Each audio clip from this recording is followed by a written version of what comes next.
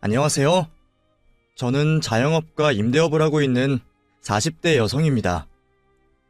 제가 이렇게 사연을 보내게 된 것은 저의 기막힌 결혼 생활 때문입니다.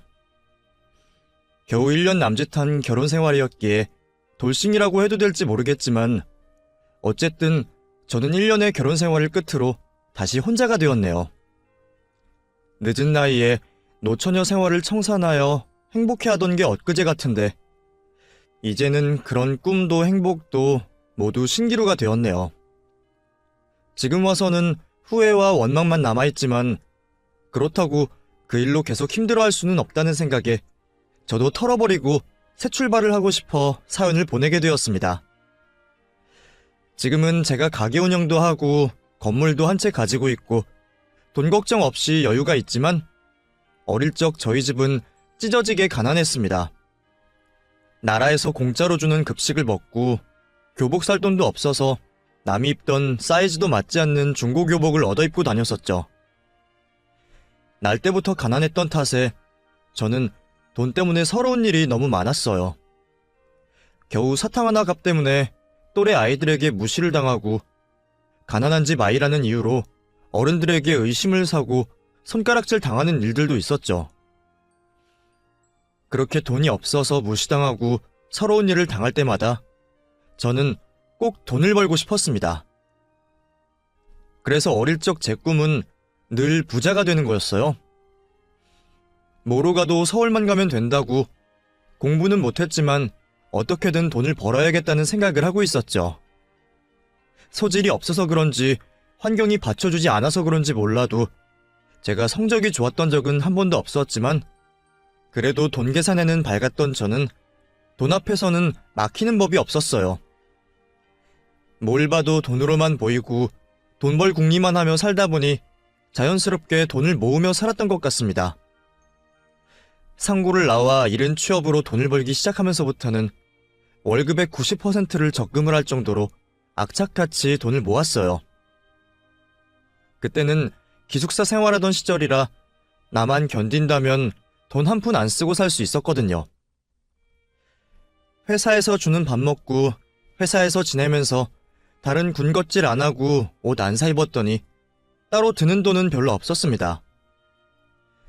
어쩔 수 없이 매달 써야 하는 생필품들은 있었지만 그것도 늘 아끼고 아껴가면서 돈을 모아갔어요.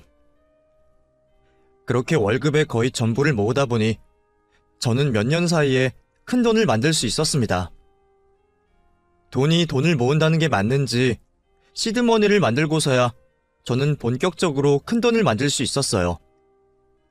투자도 하고 사업도 하면서 돈을 점점 불려가기 시작했죠.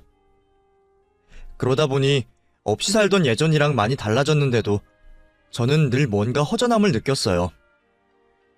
아직 이걸로는 부족하다 싶은지 저는 버는 돈을 쓰지도 않고 열심히 모으고만 있었습니다. 30이 다 되도록 제대로 된 옷 한 벌이 없었다면 믿어지시나요? 옷은 1년에 한 번 살까 말까 하고 그마저도 주변에서 나눠주는 옷을 받아 입곤 했었죠. 먹는 것도 크게 식탐이 있지 않고 김치만 두고도 잘 먹는 성격이라 식비도 크게 나갈 게 없었거든요. 그렇게 너무 악착같이만 살아서 그런 건지 저는 나이를 먹도록 결혼도 못하고 혼자였습니다. 물론 연애는 몇 번 해봤지만 그때마다 늘 결과가 좋지 않았네요. 남자들은 전부 저보다는 제 돈을 좋아했고 제가 돈이 좀 있다는 이유로 저한테 바라는 게 참 많았어요. 차 바꿔달라, 시계 사달라, 나한테 쓰는 돈도 아까워하는 제게 너무 뻔뻔하게 요구를 하더라고요. 결국 나를 이용만 하려는 남자들에게 시달리며 상처를 받았던 저는 그 후로 연애를 아예 접어버렸습니다.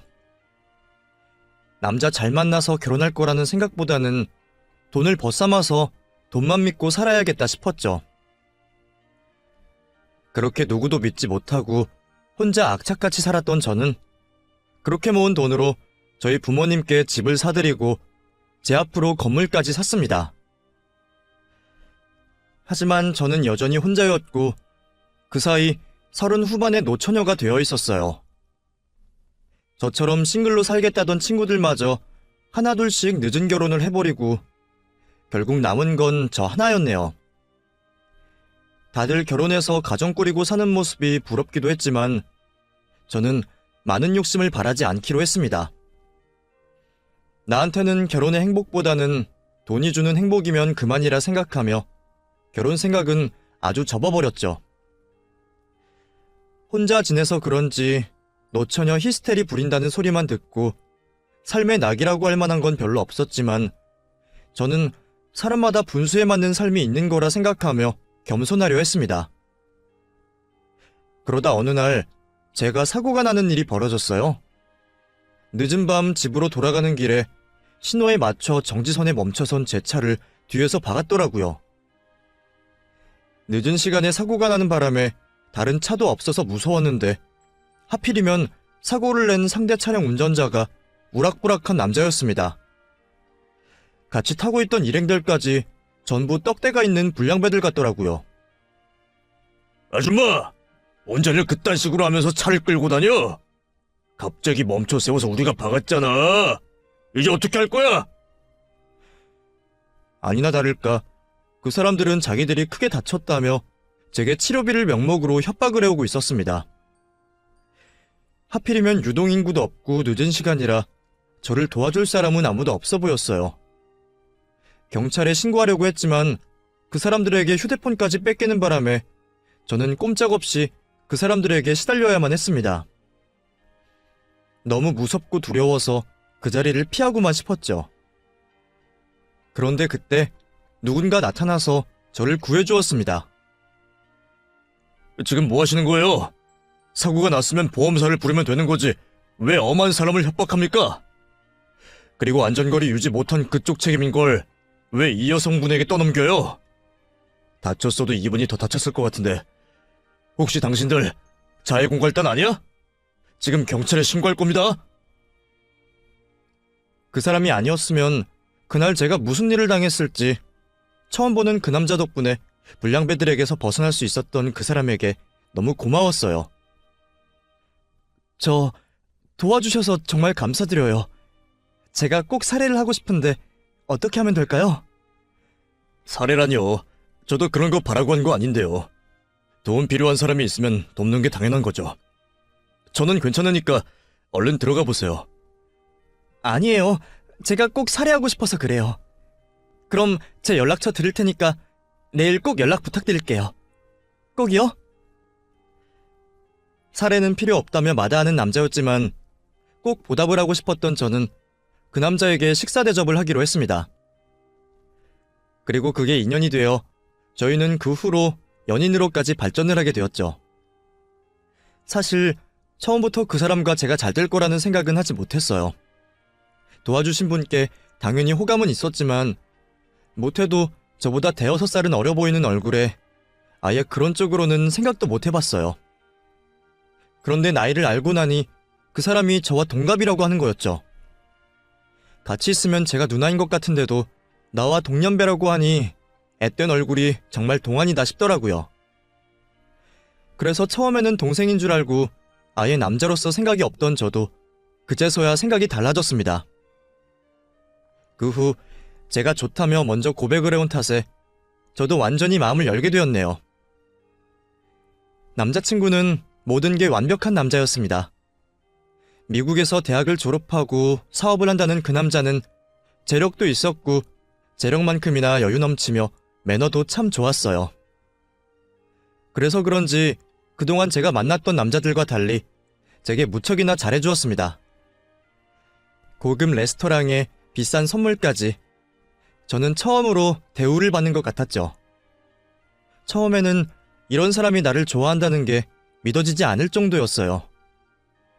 저는 그런 그 사람의 모든 행동이 다 진심처럼 느껴졌고 저 역시도 그 사람에게 진심을 다할 수밖에 없었습니다. 이제는 결혼을 생각해볼 정도로 마음이 깊어졌던 그때에 남자친구가 제게 충격적인 이야기를 전했습니다. 사실 나 자기한테 거짓말한 게 있어. 나 사실 자기랑 동갑 아니야. 나 자기보다 6살 어려. 뭐? 연하였다고? 근데 왜 나이를 속였어? 내가 어리다는 걸 알면 자기가 나를 안 만나줄까봐 그랬지. 미국에서야 이 정도 나이 차이는 아무것도 아니지만 한국은 좀 보수적인 면들이 있잖아. 그래서 나이로 나를 판단하기 전에 내 진심을 먼저 보여주고 싶었어. 나한테 나이는 중요하지 않아. 나는 정말로 자기를 많이 사랑하고 있어. 동안인 얼굴이 신기하다 싶으면서도 그동안 어른스러운 모습들을 보여준 탓에 연하일 거라는 생각은 못했습니다. 그래서 한참 어리다는 말은 정말 충격적이었지만 그것도 저를 위해서 어쩔 수 없는 거짓말이었다는 얘기에 저는 그 사람을 나무랄 수 없었어요.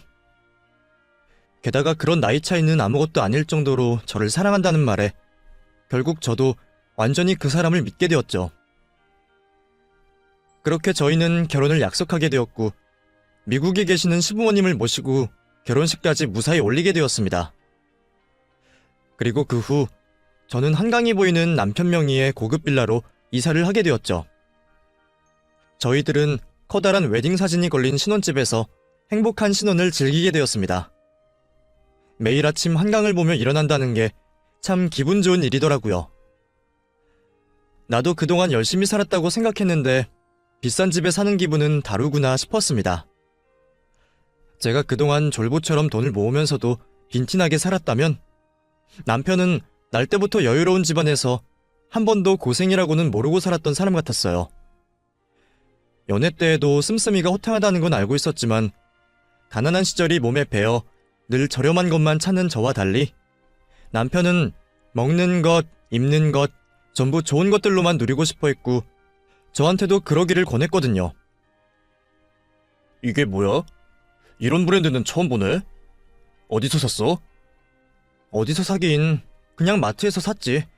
세일하는 거 제일 싼 거로 산 거야. 그럼 자기는 여태껏 이런 거 먹었어? 이거 뭐 얼마나 한다고 그 돈 아껴. 사람 입에 들어가는 거는 뭐든 좋아야 해. 나는 먹는 브랜드가 따로 있거든. 그건 맛도 영양도 훨씬 좋아. 이런 마트표 음식이랑은 비교가 안 되지. 당신도 여유 있을 만큼 있는 사람이 왜 이렇게 궁색해? 내가 궁색해? 그런가? 그냥 나는 싼 거만 사다 버릇하니까 아무래도 못 살던 시절 버릇이 남아있나 봐. 이제는 그러지 마. 당신은 귀한 사람이야. 앞으로는 나랑 같이 좋은 것만 먹고 좋은 것만 누리자. 제게 좋은 것만 주고 싶다며 가진 만큼 누리자고 말하는 남편의 말이 굉장히 이질적으로 들리면서도 그 말이 고맙기도 했습니다. 여태 악착같이 돈 벌어서 모으면서 이 정도 여유를 가졌는데도 그동안 저는 제게 늘 인색했거든요. 저한테 누리면서 살으라는 말을 해준 사람도 딱히 없었죠.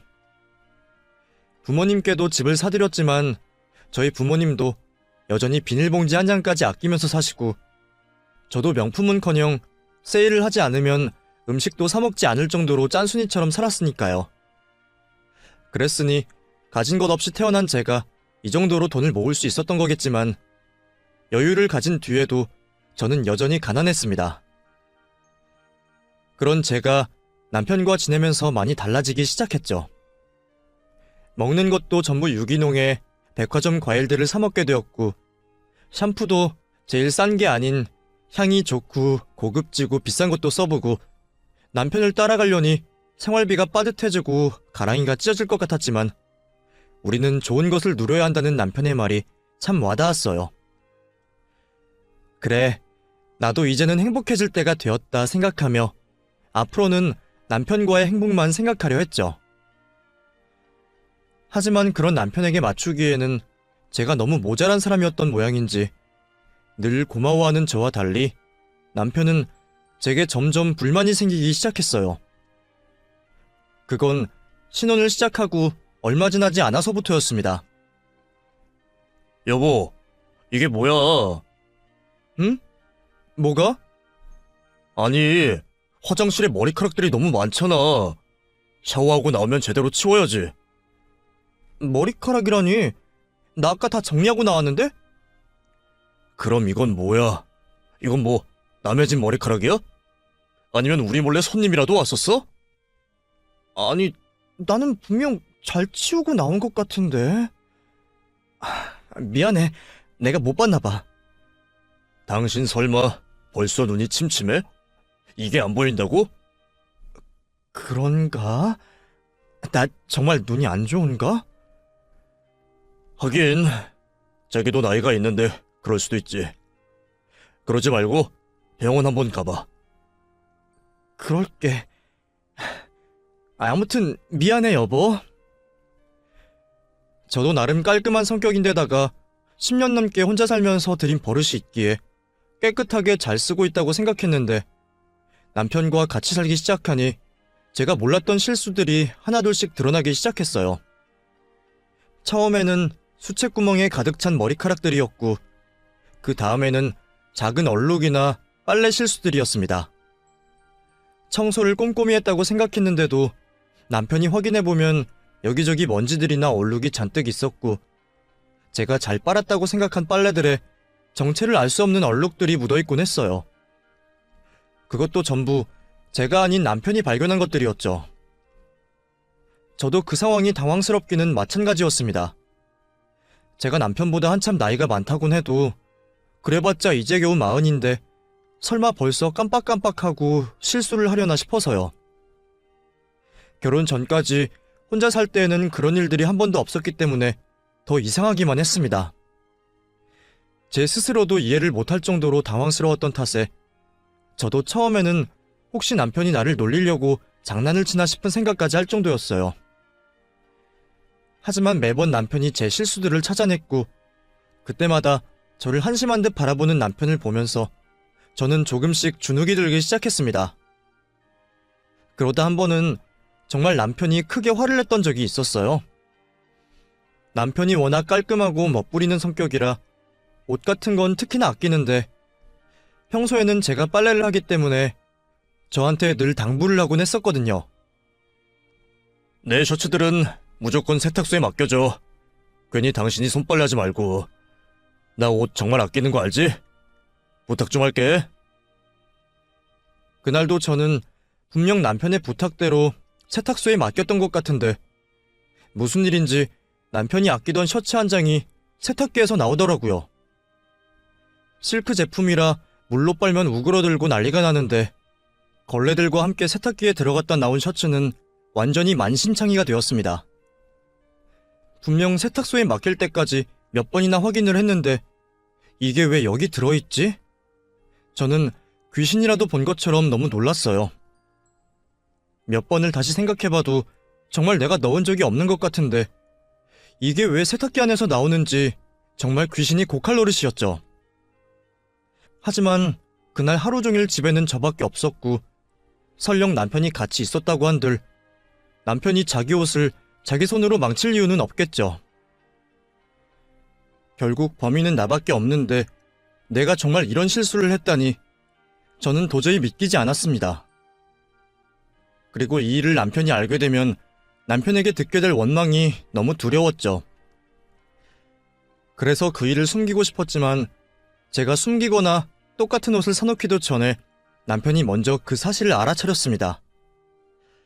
퇴근하자마자 그 옷부터 찾는 남편이 제가 구석에 숨겨둔 셔츠를 발견했거든요. 이게 뭐야? 당신 설마 이 옷 물빨래 했어? 아니, 나는 분명히 세탁소에 보낸 것 같은데 그게 세탁기 안에 들어있더라고. 정말 미안해. 내가 다시 사줄게. 어? 대체 뭐가 문제야? 당신 정말 왜 이래? 내가 그렇게 당부를 했는데 그것 하나 지켜주기가 어려워? 내가 많은 것 바란 것도 아니고 그냥 세탁소에 맡겨달라고 했잖아. 그래. 그래서 나도 분명히 세탁소에 맡겼다니까? 근데 이상하게 그게 세탁기 안에 있지 뭐야. 뭐야? 그럼 뭐 도둑이 우리 집에 들어와서 일부러 이런 짓이라도 했다는 거야? 그건 아니지. 그럼 당신이 한 짓이 맞잖아. 여보, 왜 부정을 해?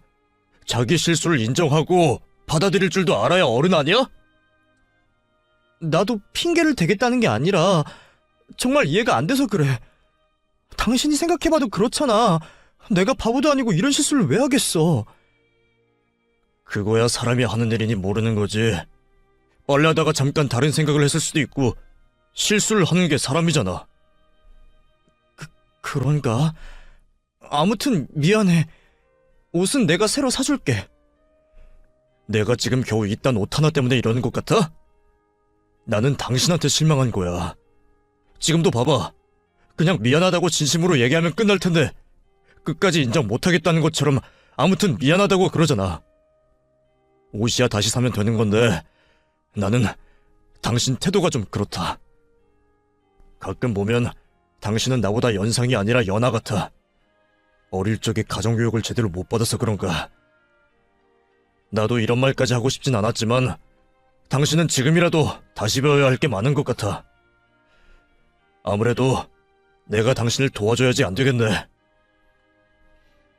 남편은 제가 잘못을 인정하지 않고 변명만 한다며 제게 크게 실망했습니다. 제가 연상이라 어른스럽고 존경할 만한 부분들이 많아 반했던 건데 결혼을 하고 나니 자기가 10살짜리 애를 데리고 사는 것 같다며 한숨을 푹푹 내쉬곤 했었죠. 그럴 때마다 저는 정말 죽고 싶었습니다. 저는 남들에게 험한 쌍욕을 듣는 것보다 남편의 한숨을 듣는 게 더 괴로웠어요.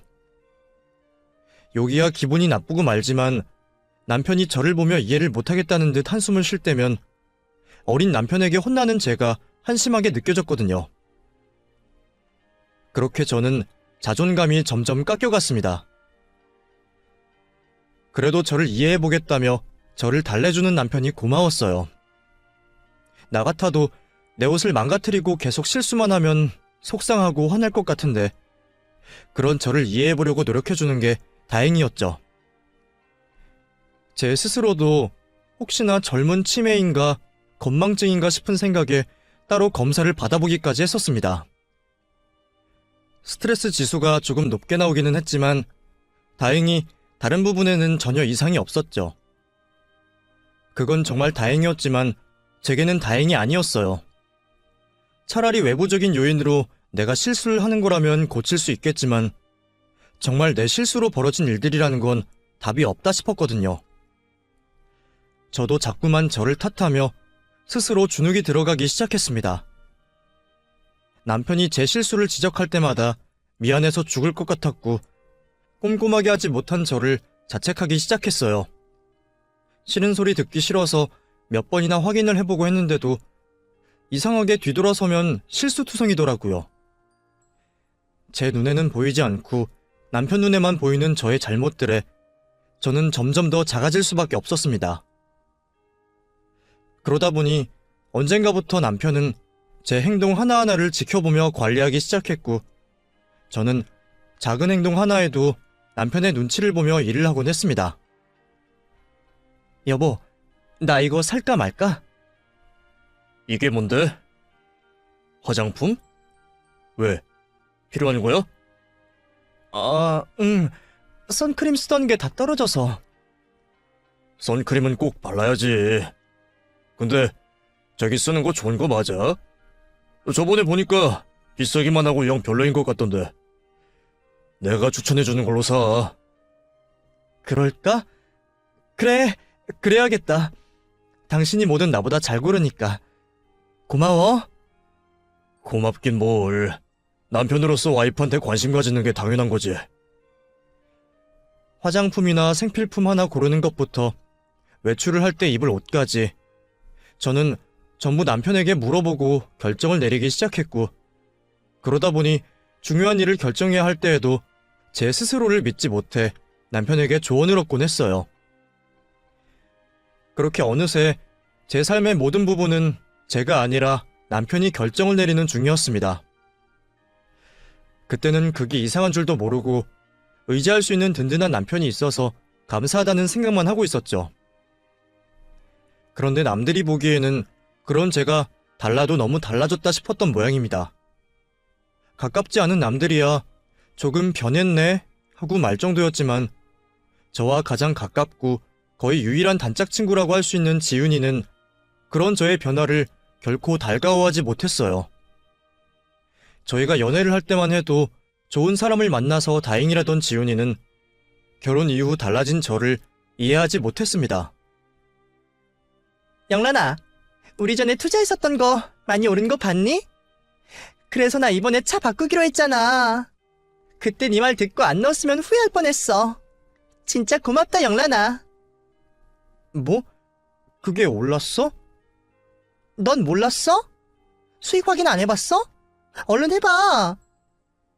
사실 나 그거 진작에 뺐어. 남편이 그거 별로라고 수익이 안 날 것 같다 그래서. 뭐? 네가 꼼꼼히 살펴보고 결정한 거라고 나보고도 넣으라 그러더니 네가 빼면 어떡해? 아니, 남편이 별로라고 하니까. 그래서 나는 저점일 때 빼서 손해만 봤지. 너도 혹시 모르니까 지금이라도 빼버려. 우리 남편 말 들어보니까 별로인 것 같아. 뭐가 별로라는 거야? 여기 우리 투자할 때만 해도 아무도 모르다가 지금은 우량주로 각광받고 있는데 이런 게 별로면 투자할 때가 있긴 하니? 네 남편이 주식을 좀 알기나 해? 우리 남편이야 뭐든 잘 알지. 얼마나 똑똑한데. 역시 미국에서 공부하고 온 사람은 뭐가 달라도 다른가 봐. 뭘 물어봐도 막힘이 없고 뭐든지 잘 알아. 그래서 나는 앞으로 투자든 뭐든 남편 말대로 하기로 했거든. 뭐? 너 설마 네 일 관련해서도 남편한테 물어보고 하는 건 아니지? 당연히 그렇게 하지. 부부끼리 중요한 일 상의하는 게 뭐 이상해? 영란이 너 결혼하더니 많이 변한 거 알아? 그럼 당연히 변했겠지. 사람들이 나 되게 유해졌다고 그러더라. 내가 확실히 그전에는 노처녀 히스테리가 있긴 했었나 봐. 너 지금 내가 칭찬하는 건 줄 아니?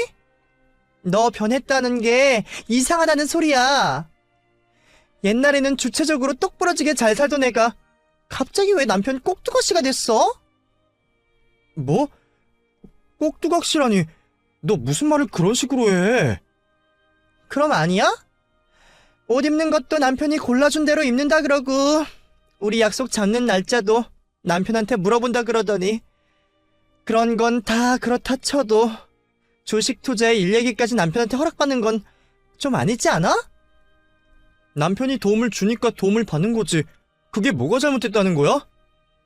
너도 결혼했을 때 남편한테 물어보고 안 했어? 그때는 만나는 약속 한번 잡는 것도 시댁에 일 있다, 남편이 일 있다면서 네 마음대로 스케줄 맞추는 것도 힘들더니 이제 와서 나더러 꼭두각시라고? 그것만 문제가 아니야. 내가 이런 얘기까진 안 하려고 그랬는데 솔직히 네 남편 보면 볼수록 뭔가 이상해.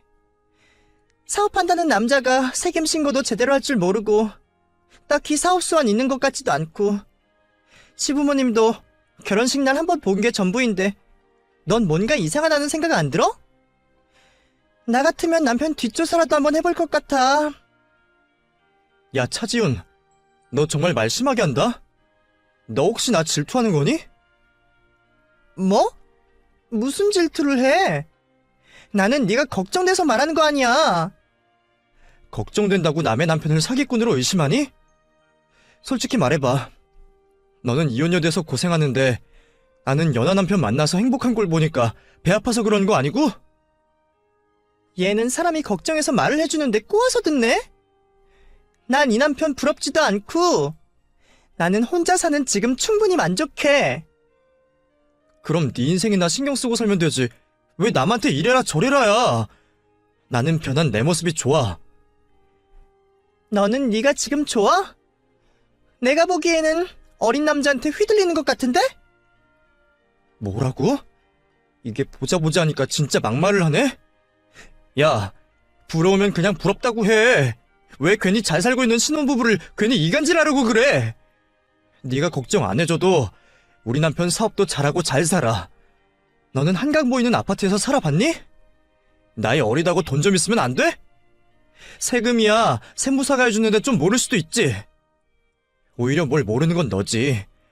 너야말로 나쁜 시댁의 망나니 남편한테 시달리다가 이혼당하니까 다른 남자들도 다 그런 것 같니? 나야말로 네가 친구가 걱정해서 해주는 말에 이렇게 나올 줄 몰랐네. 그래, 우리는 당분간 안 보는 게 좋겠다. 앞으로 연락하지 마. 그동안 자매보다 의지하며 동고동락했던 친구와 그렇게 크게 싸우게 되었습니다. 벌써 20년 넘게 알고 지내면서 한 번도 그런 식으로 싸운 적은 없었는데 말이에요. 하지만 그때는 안타까움이나 미안함보다는 서운함과 화가 컸습니다. 친구가 제가 부러워서 괜한 꼬투리를 잡는다고 생각했고 말도 안 되는 의심을 하는 거라 생각했어요. 그것도 그럴 만한 게 제가 노처녀로 지낼 때는 결혼해서 행복해 보이던 지훈이를 무척 부러워했었거든요. 그런데 이제는 제가 연하 남편을 만나 결혼을 했고 지훈이는 이혼으로 힘들어했기에 저는 지훈이가 저를 질투할 수밖에 없을 거라 생각했습니다. 하나뿐인 친구와 척을 지면서도 남편을 두둔하고 감쌀 만큼 당시에는 제가 남편을 너무 좋아했던 모양입니다. 예전 같았으면 어떻게든 우정을 지키려 노력했겠지만 그때는 안 보고 살아도 되겠다 생각했던 것 같아요. 그전에는 지훈이가 없으면 나는 세상에 혼자일 거라는 생각에 친구의 존재가 누구보다 소중하다 생각했는데 이제는 남편이 있으니 저도 믿을 구석이 있어서 그랬었겠죠. 그만큼 남편을 의지하던 저는 어느새 남편 없이는 아무것도 못하는 사람이 되어 있었습니다. 그렇게 하나뿐인 친구와도 보지 않고 지낸 지 몇 달이 지났고 어느새 저희의 결혼 생활도 1년이 가까워지고 있었죠. 얼마 뒤면 결혼기념일을 보낼 생각에 저는 행복에 겨워 있었습니다.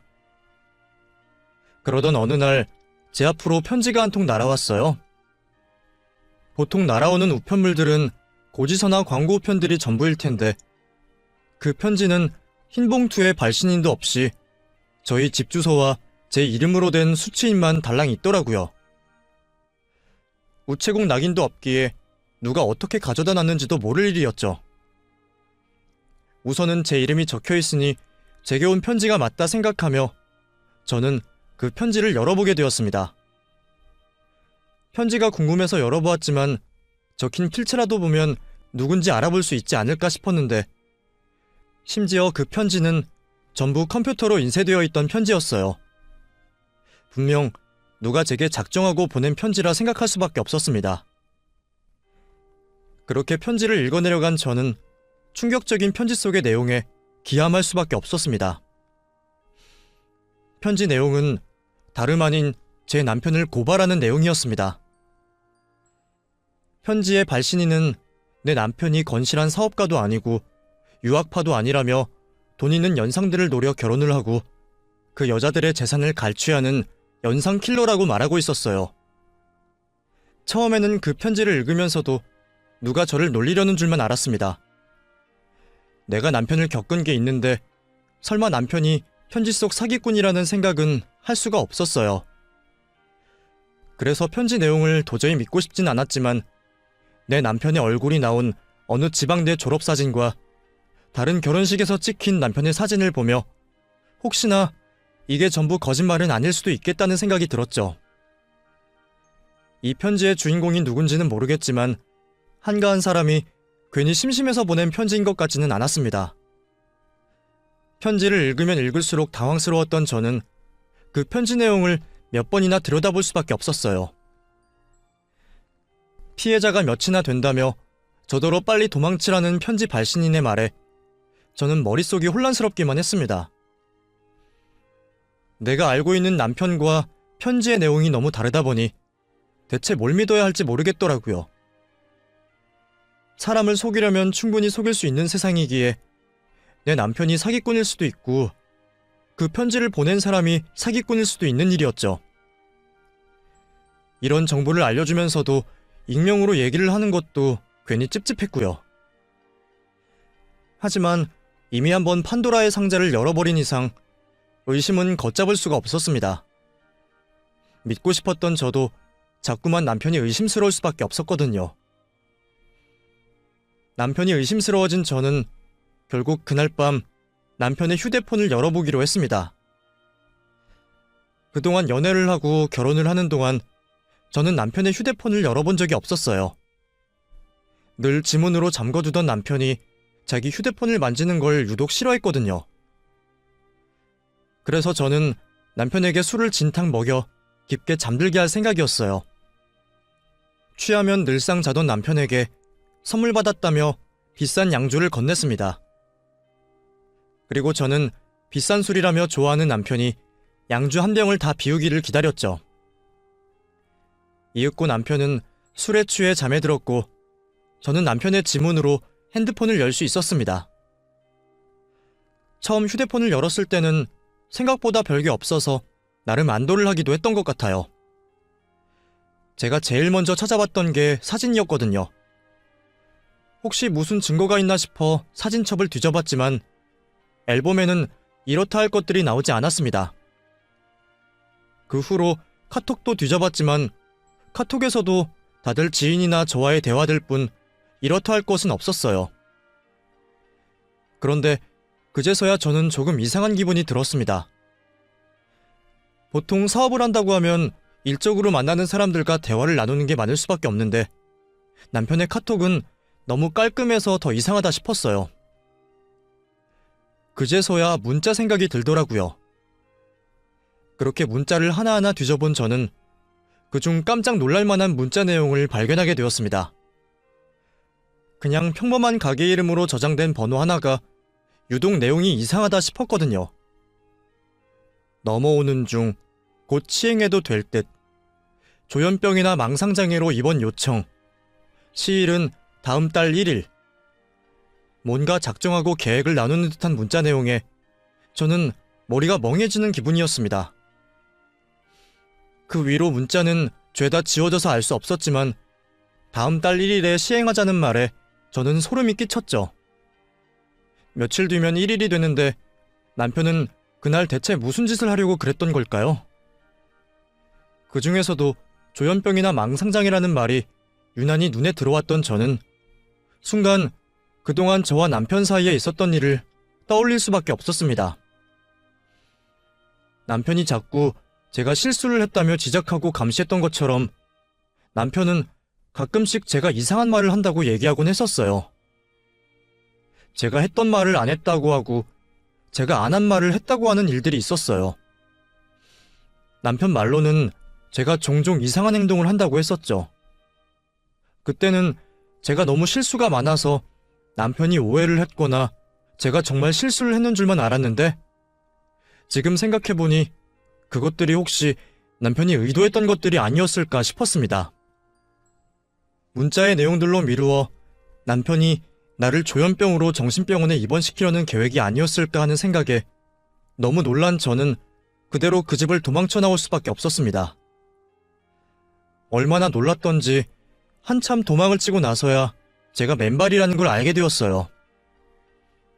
이미 늦은 새벽 시간이 되었고 급하게 나오느라 휴대폰 말고는 챙겨 나온 것도 없는 제가 어디로 가야 할지 알 수 없었습니다.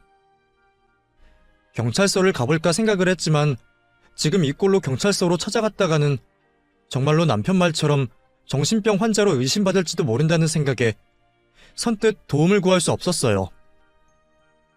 그 순간 제일 먼저 떠올랐던 것은 다름 아닌 지훈이었습니다. 싸우고 나서 한 번도 연락을 하지 않았는데 아직도 어려운 상황에서는 그 친구 생각이 제일 먼저 들더라고요. 그래서 저는 염치는 없었지만 지훈이에게 연락을 할 수밖에 없었습니다. 너무 늦은 새벽이라 자고 있을까 했지만 신호가 몇 번 가지 않아서 지훈이는 제 전화를 받았어요. 지훈아, 혹시 나 지금 너희 집에 가도 될까? 나 지금 갈 곳이 없어. 무서워, 지훈아. 나 좀 도와줘. 너 지금 어디야? 택시비 내줄 테니까 지금 당장 택시 타고 우리 집으로 와. 고맙게도 지훈이는 저를 집으로 들여주었습니다. 제가 잠옷 차림에 맨발로 택시에서 내린 것을 본 지훈이는 경악을 금치 못했죠. 대체 무슨 일이야? 무슨 일이길래 이 시간에 이런 꼴로 있는 거야? 남편이 너무 무서워. 네 말이 맞았나 봐, 지훈아. 우리 남편 뭔가 이상해. 지훈이가 건네는 따뜻한 차 한 잔을 받아먹고 겨우 진정이 된 저는 지훈이에게 그날 하루 있었던 일을 전부 설명했습니다. 갑자기 날라온 발신인 불명의 편지 한 통과 제가 남편의 휴대폰에서 보게 된 이상한 문자 내용들, 그리고 그동안 남편과 제 사이에 있었던 일들까지 빠짐없이 지훈이에게 얘기를 했어요. 내가 이럴 줄 알았다. 너 지금까지 그놈한테 가스라이팅 당한 거야. 뭐라고? 가스라이팅? 그러게 내가 좀 이상하다 그랬지. 배우자가 제일 우선되는 법적인 보호자인데 네 남편이 마음만 먹으면 너 정신병원에 보내버릴 수 있는 거야. 너희 부모님한테는 네가 좀 아프다고 하면 그만인 거고, 너도 지금 같은 상황에서 남편이 너 정신병 있다고 해도 그 말을 믿지 않겠니? 그래서 그동안 말도 안 되는 실수들로 너를 타박하고 너를 조종한 거야. 너 지금까지 네 남편한테 속은 거라고. 그제서야 저는 그동안 제가 남편에게서 가스라이팅을 당하고 있었다는 걸 깨닫게 되었습니다. 남편이 제 탓을 하고 한숨을 쉴 때마다 내가 실수한 탓이라 생각했는데 어쩌면 그게 전부 남편이 의도한 바가 아닐까 하는 생각이 들더라고요. 그걸 여태 모르고 있었다가 지훈이의 말을 듣고서야 깨닫게 되었죠. 그리고 지훈이 말대로 내가 정말 정신병원에 들어갔더라면 어떻게 됐을지 겁이 나더라고요. 그럼 남편은 나 정신병원 보내놓고 무슨 짓을 하려고 그랬던 걸까? 편지에는 남편이 연상킬러라 그러더라고. 아마 너 정신병원에 보내놓고 네 재산 빼돌리려고 그랬겠지. 남편이니까 네 대신 서류 정리하기도 쉬울 거고 처음부터 작정하고 그랬던 거 아닐까?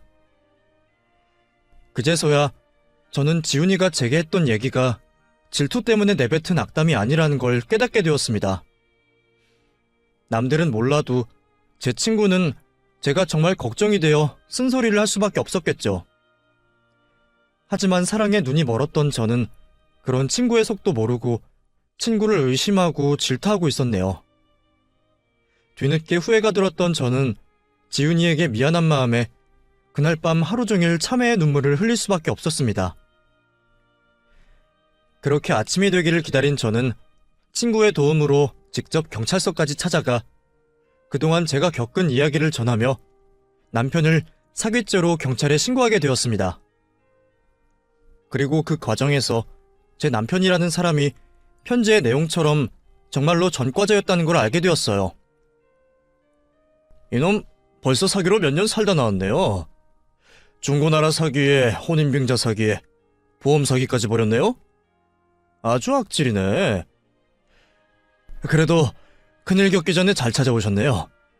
피해가 없어서 정말 다행인 거지. 이런 놈들은 절대 한 번으로 안 끝나거든요. 한 번 문 타겟은 어떻게든 벗겨먹으려고 했을 텐데 일찍 알게 되셔서 다행이에요. 그나마 피해를 입기 전에 알아차려서 천만다행이라는 경찰의 얘기에 저는 또 한 번 놀란 가슴을 쓸어내려야 했습니다. 그제서야 저는 남편이 제게 처음부터 작정하고 접근한 게 아닐까 의심할 수밖에 없었어요. 남편을 처음 만났던 그날의 교통사고 역시 남편이 꾸민 일이구나 싶었죠. 물론 부정하는 남편에게서는 어떤 진실도 들을 수 없었지만 남겨진 저는 남편의 계획을 알아차리게 되었습니다. 제가 남편 명의인 줄 알고 좋아하던 한강뷰의 신혼집과 남편의 차와 사업체 모두 거짓이었더라고요. 제가 살던 빌라는 수백만 원짜리 월세였고 차는 리스에 남편이 한다는 사업 역시 남의 등 처먹는 사기 사업체였어요. 구매 대행을 해준다는 식으로 짝퉁 명품들을 유통하고 있었더라고요. 그 말은 제가 남편에게 그동안 받았던 명품 선물들 역시 가짜라는 말이었겠죠. 그동안 제가 보았던 게 전부 가짜라는 생각에 저는 머리가 아팠습니다. 어떻게 이렇게까지 사람을 속일 수 있는지 그 사기꾼 놈이 대단하기까지 했죠. 제가 아니었더라면 계속 남의 등을 처먹고 살고 있었을지도 모르니까요. 하지만 저의 신고로 그놈의 다른 범죄들까지 속속들이 드러나기 시작했고 결국 그놈은 사기 전과의 불법 짝퉁 유통으로 실형을 받게 되었습니다. 그 후로 저는 감옥에 있는 남편과 이혼 절차를 밟게 되었고, 당연히 저는 무사히 이혼을 할 수 있었어요. 하마터면 제가 남편의 범죄에 가담해 공범이 될 뻔했지만 그놈이 저를 정신병원에 보내려 했다는 정황 덕분에 혐의 없음으로 풀려날 수 있었습니다. 경찰의 말대로 조금만 더 늦었더라면 정말 큰일이 났겠다는 생각에 저는 10년 감수할 수밖에 없었어요. 얼마 뒤면 결혼기념일이라고 기대하고 있던 제가 그날 무슨 일을 겪었을지 생각을 하면 지금도 소름이 돋을 것 같았어요. 그래서 저는 제게 편지를 보낸 그 익명의 제보자가 너무 고마울 수밖에 없었습니다. 어떻게든 이 사람을 찾아서 살해를 하고 싶었죠. 그런데 알고 보니 그 익명 편지의 주인이 다름 아닌 제가 아는 사람이었습니다. 일이 무사히 해결되고 편지의 주인을 찾기를 원하는 제게 지훈이가 사실을 고백해왔습니다. 영란아, 그 편지 사실 내가 보낸 거야. 나는 정말 네가 걱정돼서 한 말이었는데 네가 내 말을 듣질 않았잖아. 생각해보면 나도 그런 식으로 접근하면 안 되는 건데 그때는 나도 감정적으로 밀어붙였던 것 같아. 나중에 생각해보니까 네가 화를 낼만 하겠더라고. 그래도 네 남편은 너무 이상하다 싶어서 내가 따로 뒷조사를 좀 해봤어. 그랬더니 그놈이 재혼만 2번에 사기꾼이라는 걸 알게 됐지. 당장 너한테 알려주고 싶었는데 그럼 또 네가 안 믿을까봐 익명으로 보낼 수밖에 없었어. 친구는 제 대신 남편의 뒷조사를 했고, 그렇게 남편이 전과자의 사기꾼이라는 것을 알고 저를 도와주려 했습니다. 그래서 익명을 빌려 편지를 넣어놓고 그날 하루 종일 저를 기다리고 있었다더라고요. 직접 가서 도와주려고 하다가 네가 내 말이면 안 믿을까봐 그랬어. 너무 고마워, 지훈아.